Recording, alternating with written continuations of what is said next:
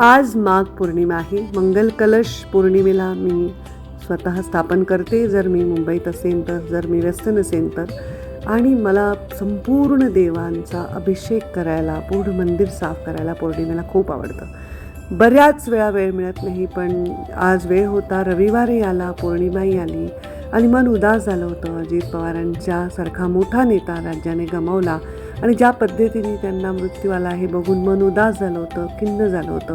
आणि असं काही झालं तर ईश्वराच्या चरणी मी स्वतःला अर्पण करते. आणि ईश्वराच्या चरणी म्हणजे काय, अंतर्मुख होते, मेडिटेट करते, स्वतःला नकारात्मकपासून दूर ठेवायचा प्रयत्न करते आणि प्रार्थना करते, सर्वांचं भलं कर, सर्वांचं कल्याण कर. कारण आपलं एकट्याचं कल्याण होऊन आपल्याला आनंद मिळत नाही. आपल्या आजूबाजूंच्यांचं कल्याण झालं, त्यांचं चांगलं झालं, भलं झालं, ते आनंदी असले तर आपल्या आनंदाला अर्थ असतो. आणि आज अजितदादांच्या जाण्याने त्यांच्या परिवारावर जे काही वेळ आली आहे हे समजू शकते मी ईश्वराला हीच प्रार्थना करते की त्यांच्या आत्म्याला शांती मिळो आणि त्यांच्या परिवाराला बळ मिळो, त्यांचा वारसा चालवण्याची शक्ती मिळो. ही सर्व मनोभावे पूजा करताना मला खूप खूप प्रसन्न वाटलं. सगळ्यांचा खूप आग्रह होता की ताई पूर्ण पूजा दाखवा. आज या निमित्ताने पूर्ण पूजा आपल्याबरोबर शेअर करत आहे.